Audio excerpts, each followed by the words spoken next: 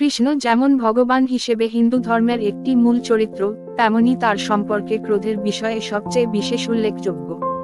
ক্রোধ কেবলমাত্র একটি মানবিক রক্তস্রাব নয়, এটি সমাজের জন্য একটি বৈদেশিক বাতাস যা ধর্মীয় ও আধ্যাত্মিক ব্যক্তিদের জীবনে আক্রমণ করতে পারে। কৃষ্ণের প্রসঙ্গে তার সবচেয়ে পরিচিত ক্রোধের ঘটনা তার ভক্ত অর্জুনের সাথে যুদ্ধের আগে নিজের ভূমিকা নিয়ে হতাশা করার সময়ে ঘটে। এই অবস্থায় কৃষ্ণ তাকে ধৈর্য ও সাহায্য করার জন্য তার সমস্যার সমাধানের পথ দেখান। এটি প্রথমত পরামর্শের মাধ্যমে হয়েছিল, তবে অর্জুনকে সত্যিকারের ধর্মের মূল্য এবং আত্মসমর্পণের গুরুত্ব বোঝানোর জন্য কৃষ্ণ তার নিজের অবস্থান পরিবর্তন করে নিয়েছিলেন।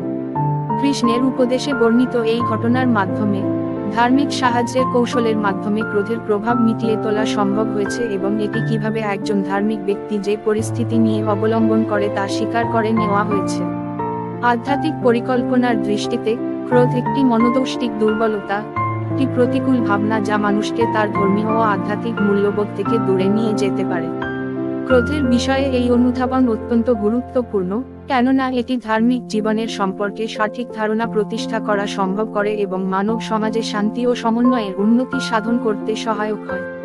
ক্রোধের প্রতিবাদে কৃষ্ণ অত্যন্ত মৌন এবং সাবধান ছিলেন। তার মধ্যে অতিরিক্ত ক্রোধ বা কঠোর